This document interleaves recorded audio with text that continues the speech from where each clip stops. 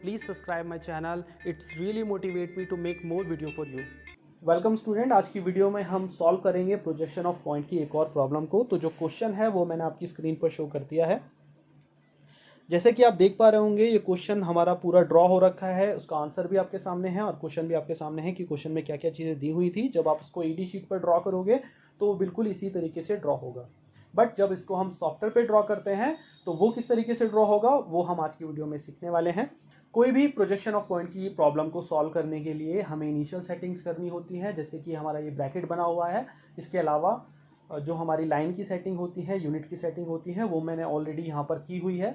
जब आप अपनी प्रॉब्लम सॉल्व करेंगे तो प्लीज़ आप उन इनिशियल सेटिंग्स को कर लीजिएगा, अदरवाइज आप प्रॉब्लम को सॉल्व नहीं कर पाएंगे।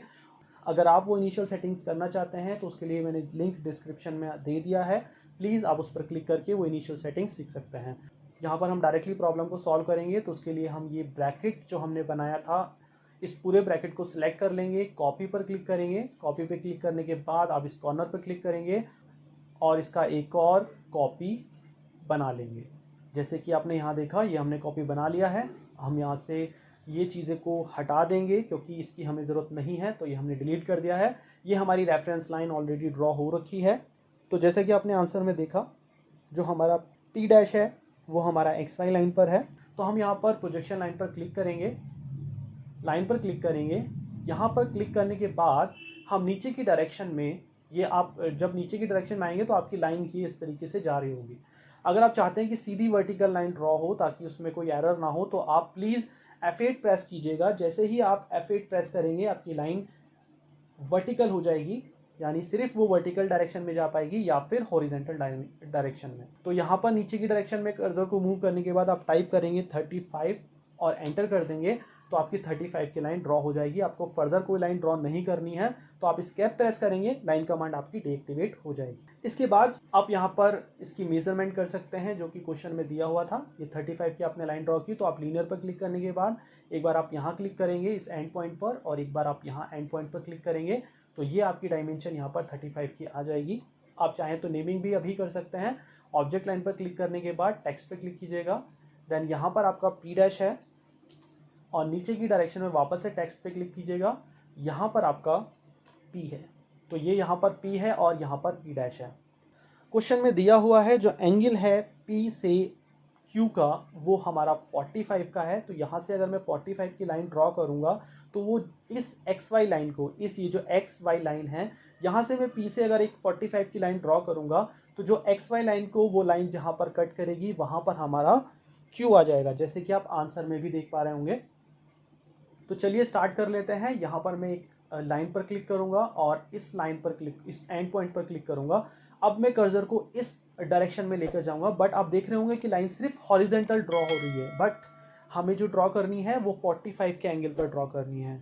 ये हॉरिजेंटल इसलिए जा रही है क्योंकि आपने F8 प्रेस किया हुआ है। आप इस F8 कमांड को डीएक्टिवेट करने के लिए अब वापस से F8 प्रेस करेंगे तो ये आप डायरेक्शन में लाइन ड्रॉ कर सकते हैं।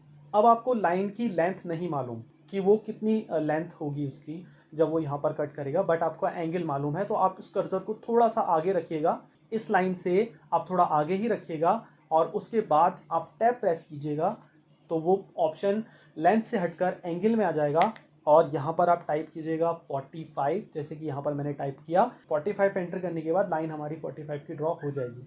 बट ये हमारी प्रोजेक्शन लाइन थी जो कि हमने गलती से ऑब्जेक्ट लाइन में ड्रॉ कर दिया है। तो आप चाहें तो इसे चेंज भी कर सकते हैं।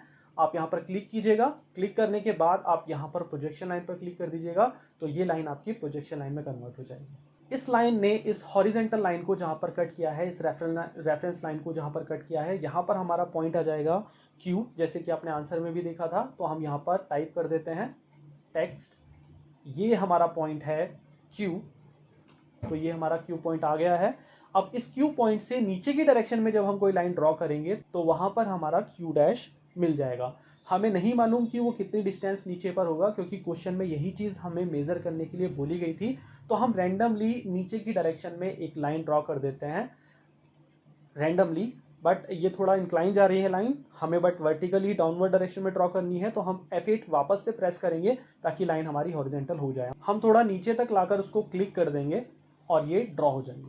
अब वो जो पॉइंट क्यू डैश है उसको हमें फाइंड आउट करना है कि वो इस लाइन पर तो होगा बट वो कहाँ होगा।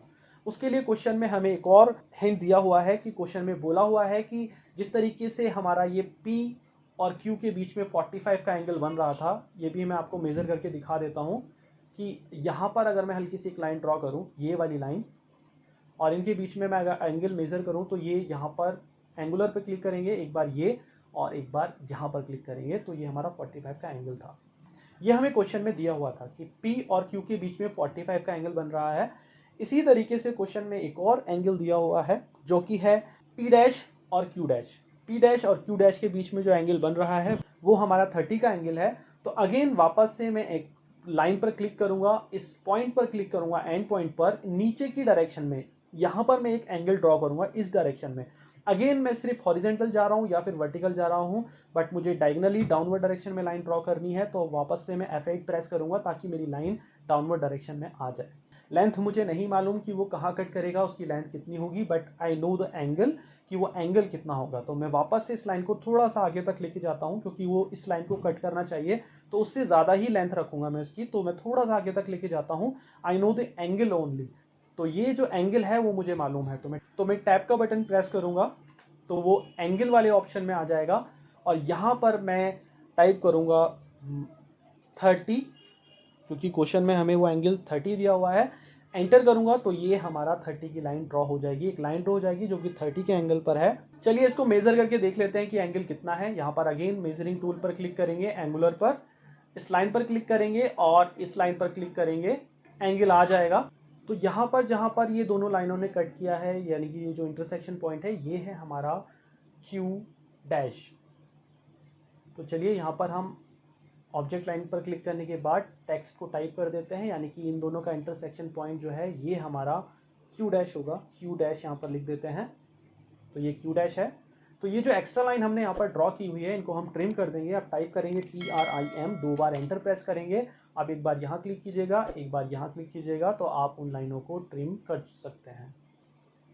तो ये हमने लाइनों को ट्रिम कर दिया है, तो ये लाइन हमारी ट्रिम हो चुकी है। इसी तरीके से आप ऊपर वाली लाइन को भी ट्रिम कर दीजिएगा, ये वाली लाइन को, ये ट्रिम हो गई है लाइन। तो ये आपका फाइनल आंसर आ चुका है। क्वेश्चन में जो बोला गया था वो ये बोला गया था कि find the distance from Q to Q dash, यानी ये डिस्टेंस आपको फाइंड आउट करने के लिए बोला गया था। तो चलिए लीनियर मेजरमेंट वाले टूल पर क्लिक कीजिएगा और यहाँ पर क्लिक कीजिएगा, देन यहाँ पर क्लिक कीजिएगा, तो ये आपका फाइनल आंसर आ जाएगा। जैसे कि आपने आंसर में भी देखा, तो ये फाइनल आंसर है वो है 20.21। तो ये आपका फाइनल आंसर है। आपने पूरा आंसर ड्रॉ कर दिया है, बट अभी यहाँ पर पॉइंट लगाना रह गया है क्योंकि क्वेश्चन प्रोजेक्शन ऑफ पॉइंट का है, आपने कहीं भी पॉइंट नहीं लगाया है। तो वापस से हमने ऑब्जेक्ट लाइन पर क्लिक करेंगे एंड डोनेट टाइप करेंगे, उसके बाद एंटर करेंगे। इनसाइड डायमीटर हमारा हो जाएगा 0.1, एंटर करेंगे। देन आउटसाइड डायमीटर हो जाएगा 1, आप फिर से एंटर कीजिएगा। इसके बाद जहाँ जहाँ आपको पॉइंट लगाना है, जैसे कि यहाँ पर एक P पॉइंट पर होगा, एक यहाँ पर P डैश पर होगा, इसी तरीके से यहाँ पर Q पर होगा और यहाँ Q डैश पर। तो ये आपकी प्रोजेक्शन ऑफ पॉइंट की प्रॉब्लम सॉल्व हो गई है। अगर ये प्रोजेक्शन ऑफ पॉइंट जो आपने ड्रॉ किया है ये बहुत छोटा दिख रहा है तो आप इसके डायमीटर को बढ़ा भी सकते हैं। आपको करना क्या होगा, मैं अंडू कर देता हूँ इसको। ये जो हमने ड्रॉ किया था ये हम हटा देते हैं, ये मैंने हटा दिया है जो हमने डोनेट लगाए थे यहाँ पर। अगेन वापस से हम डोनेट को फिर से ड्रॉ कर लेते हैं, DONUT, आप एंटर करेंगे। इनसाइड डायमीटर हो जाएगा 0.1, एंटर करेंगे। जो हमारा आउटसाइड डायमीटर था वो हमने पहले 1 रखा था, बट हम इसको अब 2 कर देते हैं और एंटर कर देंगे।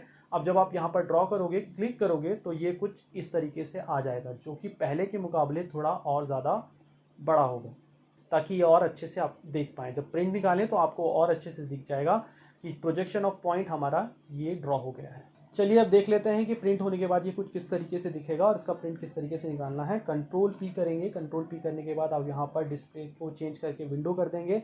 जैसे ही विंडो करेंगे तो आप यहाँ से ये ब्रैकेट सेलेक्ट कर लेंगे। सेलेक्ट करने के बाद ये पॉपअप वापस से हो जाएगी विंडो। यहाँ पर क्लिक करेंगे आप PDF पर, यानी कि ड्राइंग टू PDF, ये वाला ऑप्शन आपको सिलेक्ट करना है। सिलेक्ट करने के बाद आप चाहो तो प्रीव्यू देख सकते हो। प्रीव्यू यानी प्रिंट होने के बाद वो कुछ इस तरीके से दिखेगा जो आपने ड्रॉ किया है, यानी कि जो पॉइंट हैं वही आपके डार्क आएंगे, बाकी सारा का सारा आपका लाइट आएगा।